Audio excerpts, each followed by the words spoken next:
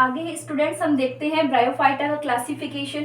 तो ब्रायोफाइटा का क्लासिफिकेशन किसने दिया था? रोथ मिलर व प्रोस्क्योर ने। किस आधार पर दिया था? लीवरवर्ट्स, हार्नवर्ट्स और मोसिस के आधार पर रोथ मिलर व प्रोस्क्योर ने ब्रायोफाइटा को 3 पार्ट्स में डिवाइड किया। हेपिटोकोप्सिडा इसमें फर्स्ट है, ये सेकंड है एंथोसिरोटोप्सिडा, थर्ड है ब्रायोप्सिडा। हेपिटोकोप्सिडा को हम हेपिटेसी भी बोल सकते हैं।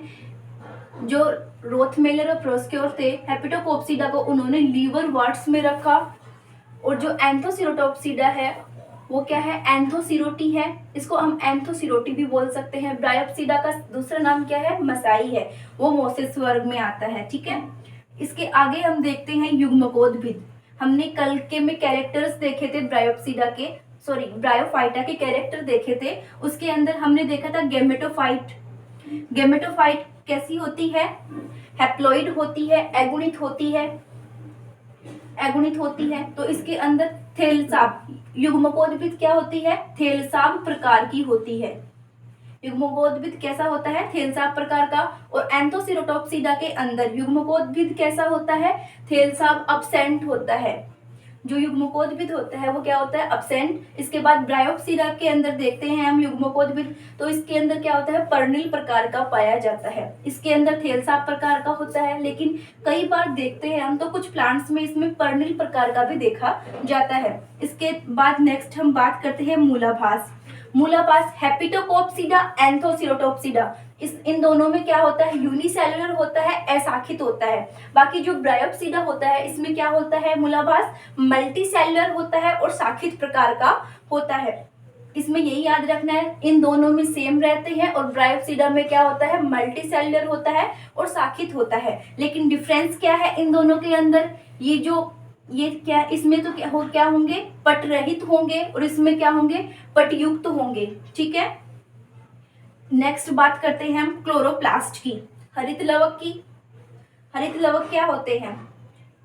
जो हेपिटोकोप्सिडा है इसके अंदर बहुत सारे क्या पाए जाते हैं? क्लोरोप्लास्ट पाए जाते हैं, लेकिन उनके अंदर पायरेनोइड्स क्या होते हैं? अब्सेंट होते हैं। पायरेनोइड्स हरित लवक के अंदर नहीं पाए जाते हैं। इसके बाद नेक्स्ट देखते हैं एंथोसिरोटोप्सिडा। इसके अंदर भी क्या होता है? हरित लवक प्रेजेंट होता है। और इसके अंदर क्या होता है? एक जो बड़ा मान लो हरित लवक होगा, ये हरित लवक है, इसके अंदर क्या है? एक बड़ा रूप में, एक बड़े गोले के रूप में क्या पाया जाएगा? पायरेनोइड पाया जाएगा, केवल एक, और वो भी कैसा? बड़ा। क्लोरोप्लास्ट की बात करें ब्रायोप्सिडा में, तो ब्रायोप्सिडा में क्या होता है? क्लोरोप्लास्ट प्रेजेंट होता है। इसके बाद देखते हैं हम स्पोरोफाइट। जो बीजाणुद्भिद होता है वो क्या होता है? डाइप्लॉइड होता है। हमने कैरेक्टर्स के अंदर देखा था।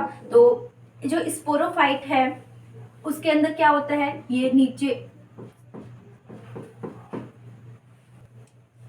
तो आगे स्टूडेंट्स स्पोरोफाइट देखते हैं। स्पोरोफाइट हमने कल के कैरेक्टर्स में पढ़ा था। ये क्या होता है? डाइप्लॉइड होता है। डाइप्लॉइड, ये हमने एक स्ट्रक्चर देखी थी प्लांट की, जिसके अंदर यहाँ पे तो क्या थी? लीव्स वगैरह थी, ये बीच में आ जाती है, सीटा आ जाती है, और जो ऊपर वाला ये क्या भाग था? ये कैप्सूल था। ठीक है, तो हेपिटोकोप्सिडा के अंदर क्या होता है? फुट, सीटा और कैप्सूल तीनों क्या होते हैं? प्रेजेंट होते हैं। इनमें क्या होती है? जो स्तंभिका होती है वो कैप्सूल के अंदर स्तंभिका पाई जाती है, ऐसे वो क्या होती है? अब्सेंट होती है। इसके अंदर ये जो स्तंभिका है वो नहीं पाई जाएगी।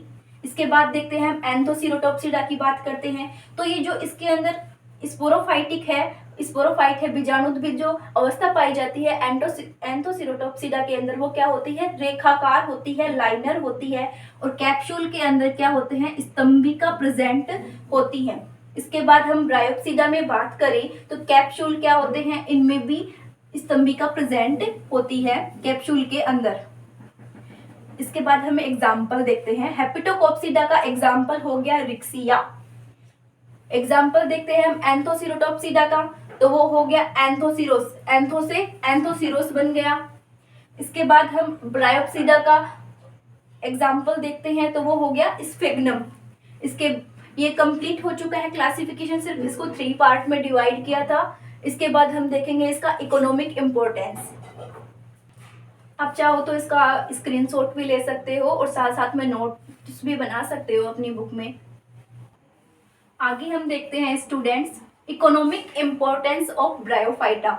तो इसका कुछ खास महत्व नहीं है, लेकिन थोड़ा कुछ महत्व है, वो उसके बारे में हम डिस्कस कर लेते हैं।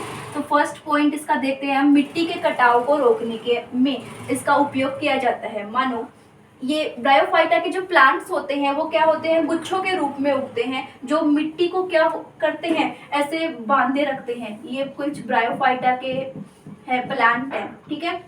ये मिट्टी है, इनकी रूट ऐसे होती है, तो ये क्या करते हैं, मिट्टी को एक जगह से बांधे रखते हैं। बरसात का पानी आया, बरसात के पानी से क्या होती है, मिट्टी कट के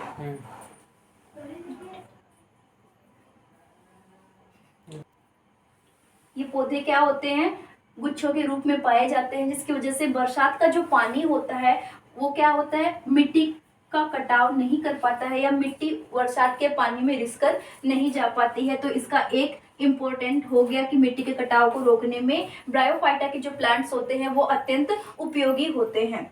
नेक्स्ट हम देखते हैं पारिस्थितिकी अनुक्रमण में। जो स्फेग्नम प्लांट होता है वो क्या करता है, स्फेग्नम प्लांट एक ऐसे झीलों में पाया जाता है, ये झीलें हैं, ऐसे झीलों में पाया जाता है जिनके जल का पीएच का मान क्या होता है, 3.7 से लेके 4.9 होता है। आपने पढ़ाई होगा कि 7 से पहले जो जितने भी आते हैं वो क्या होते हैं, एसिड होते हैं। 7 क्या होता है, उदासीन होता है। और 7 से आगे जाते हैं हम स्केल में, पीएच स्केल के अंदर, तो वो क्या होते हैं, बेस होते हैं, ठीक है। स्फेग्नम कहाँ पाया जाता है, ऐसी झीलों के अंदर पाया जाता है जिसका पीएच का मान क्या होता है, 3.7 से लेके 4.9 के बीच होता है। तो स्फेग्नम की जो सेल वॉल होती है, ये प्लांट है, ये झील के अंदर उगा हुआ है, ठीक है। इसकी जो ये सेल वॉल है, इससे एक ऐसा एसिड स्रावित होता है जो क्या करता है,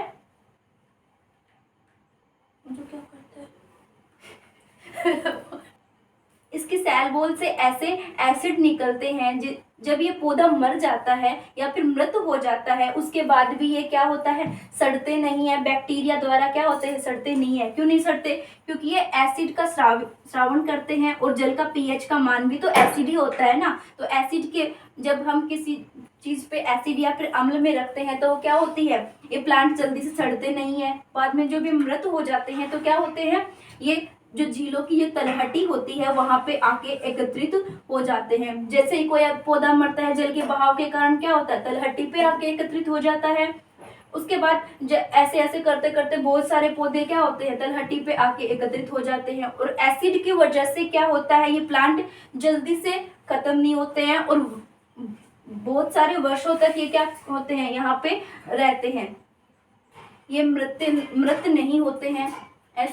बाद में क्या होता है इनका, ये धीरे धीरे धीरे ऊपर ऊपर होते जाते हैं, और इसके कारण क्या होती है, ये तलहटी का भी निर्माण करते हैं, झीलों के किनारों का निर्माण करते हैं। इसमें भी ये पारिस्थितिकी अनुक्रमण में सहायक होते हैं। इसके बाद हम देखते हैं पीट। स्फेग्नम में पीट, मोस, ये आदि पाए जाते हैं। पीट का क्या काम है, गद्दियों को भरने में या फिर घावों की मरम्मत करने में, उनका ड्रेसिंग, घावों की ड्रेसिंग करने में, एंटीसेप्टिक।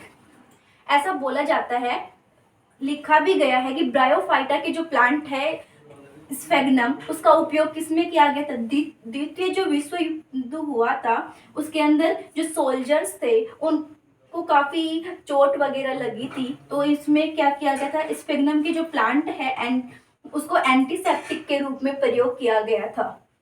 तो स्टूडेंट्स, आज हमने ब्रायोफाइटा का कैरेक्टर्स देख लिया, क्लासिफिकेशन देख लिया, इकोनॉमिक इम्पोर्टेंस देख लिया, और यहीं चलते हमारा ब्रायोफाइटा कंप्लीट हो चुका है। इससे पहले हमने किसके बारे में पढ़ा था, एल्गी के बारे में पढ़ा था।